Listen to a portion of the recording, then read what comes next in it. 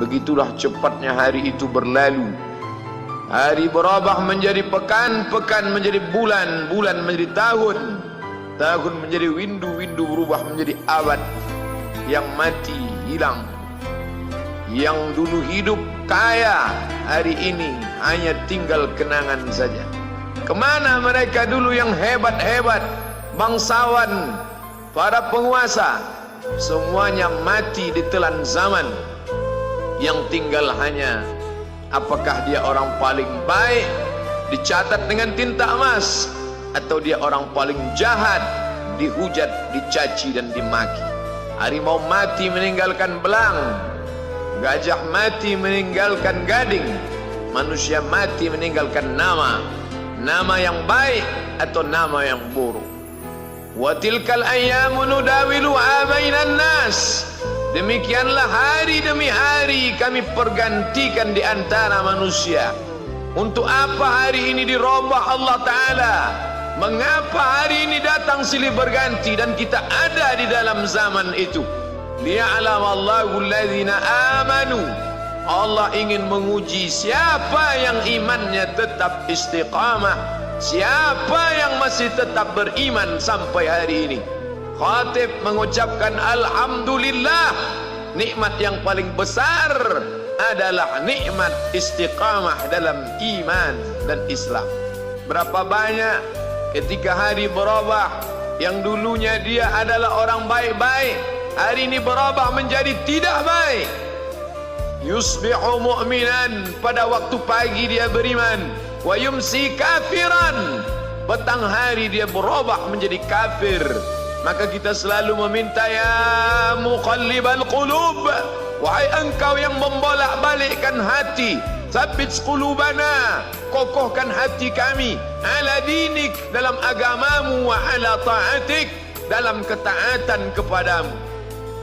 Berapa banyak yang dulu susah melarat, miskin, untuk sesuap nasi pun sulit, tapi begitu dilapangkan Allah rezekinya, tidak menjadi hamba yang bersyukur.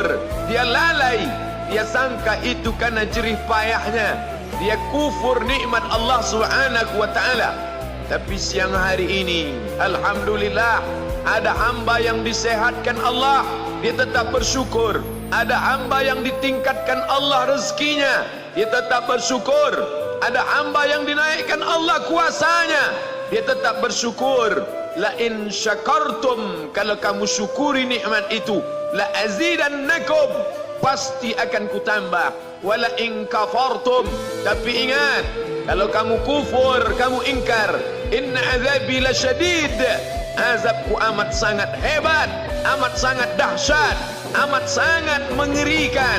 Berapa banyak orang di masa lalu mati dalam azab Allah Subhanahu wa ta'ala. Tapi itulah manusia, diambil dari kata nasya, lupa. Dia tidak pernah ingat apa yang pernah ditimpakan Allah kepada kaum-kaum sebelumnya. Wa ila samud akhahum salihah, kepada kaum Samud diutus Nabi Saleh. Mana mereka sekarang? Punah, musnah, tidak ada lagi di atas muka bumi Allah. Wa ila madyana akhahum syuaiba, kepada kaum Madian diutus Nabi Syuaib. Mana mereka sekarang? Punah, musnah, tidak ada jejaknya di atas muka bumi. Wa ila adin akhahum huda, kepada kaum Ad diutus Nabi Hud. Tidak satu pun ada di atas muka bumi. Tapi orang tetap juga angkuh dan sombong. Memang itulah manusia yang berada di atas muka bumi Allah Subhanahu wa ta'ala. Maka orang-orang yang baik tidak pernah berhenti mengajak kepada kebaikan. Umat ini dikatakan baik bukan karena banyak ibadahnya. Umat ini dikatakan baik bukan karena dia pergi bolak-balik ke kota Makkah Al-Mukarramah untuk haji dan umrah. Allah puji umat ini, kuntum khaira ummah, kalian umat terbaik. Kapan? Bila umat ini disebut umat terbaik? Ta'muruna bil ma'ruf, ketika engkau sanggup mengingatkan saudaramu dalam kebaikan. Pagi ingatkan tentang siang, siang ingatkan tentang petang, petang ingatkan tentang malam, malam ingatkan bahwa esok pagi kita tetap berbuat baik. Wa tanhauna 'anil munkar, larang mereka dari perbuatan mungkar. Maka hari-hari yang sudah kita lewati di masa yang lalu, sanggupkah akan pulang kembali? Pepatah Arab mengatakan lan tarji'al ayyamul lati madat, yang lalu tak dapat terulang kembali. Apakah semua itu berlalu begitu saja? Tidak ada yang percuma, tidak ada yang gratis, tidak ada yang sia-sia. Semua akan diminta pertanggungjawaban di hadapan Allah Subhanahu wa ta'ala. Sejak kita tegak di atas muka bumi ini, sejak kita diberikan nafas, diberikan hidup, diberikan nyawa, maka sejak itu kita ditanya, apa khalaqnakum abatha? Apakah kalian kami ciptakan sia-sia? Apakah kami sangka? Apakah kamu semua menduga bahwa kami menciptakan kamu lalu kamu tidak akan kembali menghadap kami? Semua akan diminta pertanggungjawaban di hadapan Allah Subhanahu wa ta'ala. Tidak ada kata yang dapat terucap dari lidah orang beriman selain ucapan Astaghfirullahaladzim. Ampunkan segala dosaku di masa yang lalu. Aku lalai dan lupa ya Allah. Kami termasuk orang-orang yang menghilangkan usia kami ya Allah. Kami tak tahu ke mana umur kami selama ini. Berapa jam untuk perbuatan dosa, berapa untuk perbuatan maksiat. Padahal ketika tiba masanya, kami semua akan menghadapmu, dan pada saat itu semua akan dihitung menit demi detik. Detik semuanya tak ada yang dapat dari luput panggilan Allah Subhanahu wa ta'ala. Tidak ada yang lepas daripada pengawasan.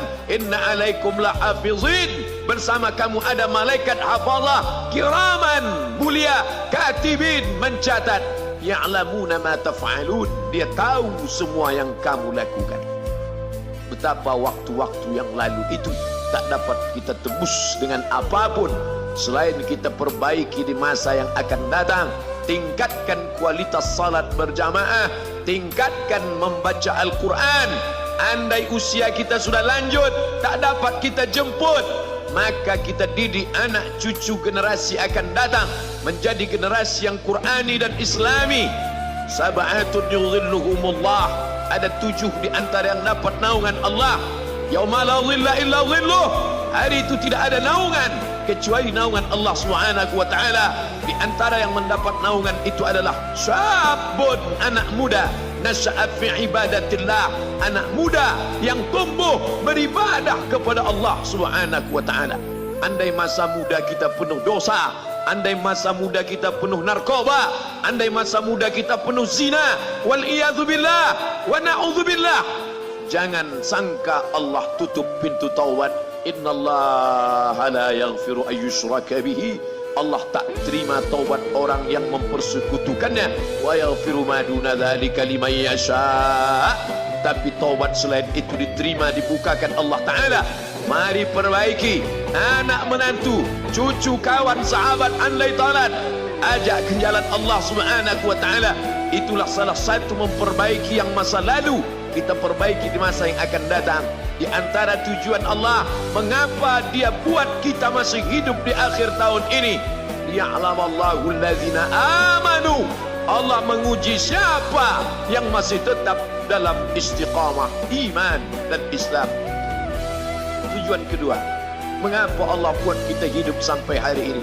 Wa yattakhidha minkum syuhada, wa yattakhidha minkum syuhada, Allah ingin melihat siapa di antara kita ini yang layak untuk menjadi syuhada, iskariman, hidup mulia, au mutsyahidan, atau mati syahid. Pilihan orang Islam tidak banyak. Kalau hidup, hidup mulia. Kalau mati, mati syahid. Jangan hidup hina, mati terlunta-lunta, tidak diterima Allah Subhanahu wa ta'ala. Hidup mulia atau mati syahid dipersaksikan oleh para malaikat.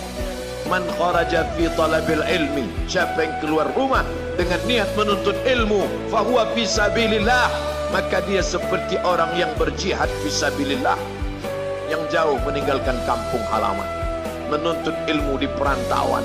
Jangan kau sangka kau anak yang terbuang, engkau adalah seorang syahid. Andai mati dalam perjalanan, maka matimu adalah seorang yang mati syahid.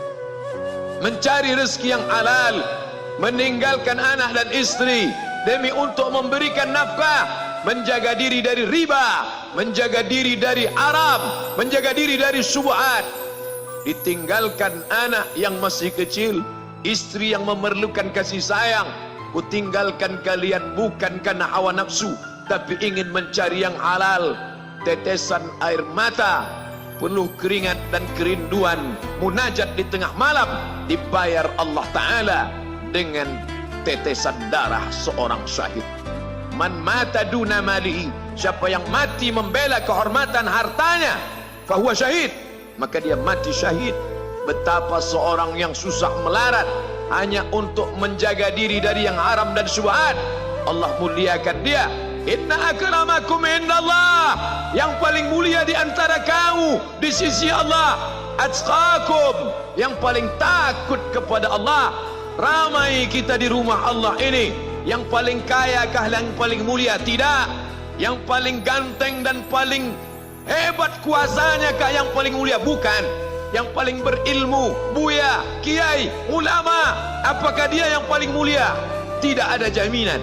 Tapi yang paling takut kepada Allah Subhanahu wa ta'ala, takut terjerumus dalam riba, takut terjerumus dalam syubhat, takut makan haram, sehingga dia biarkan dirinya dalam kesusahan, susah dalam pandangan manusia, melarat dalam pandangan orang kaya, tapi hidup mulia dalam pandangan Allah, para malaikat, nabi dan rasul. Hari ini orang itu dikatakan bodoh, hari ini dia dikatakan goblok, hari ini dia dikatakan kamu tolol sekali. Mengapa tidak kamu pakai kekuasaanmu? Mengapa tidak kamu pakai kesempatan? Hidup hanya sekali, pakailah sesuka hati. Tapi dia takut kepada Allah Subhanahu wa ta'ala. Pagi dan petang dia katakan, Allahumma ajirna minan nar, Allahumma ajirna minan nar, Allahumma ajirna minan nar. Selamatkan kami, aku, istriku, anakku, keluargaku dari api neraka ya Allah. Betapa kehidupan yang singkat, tapi di tengah hidup yang singkat ini banyak yang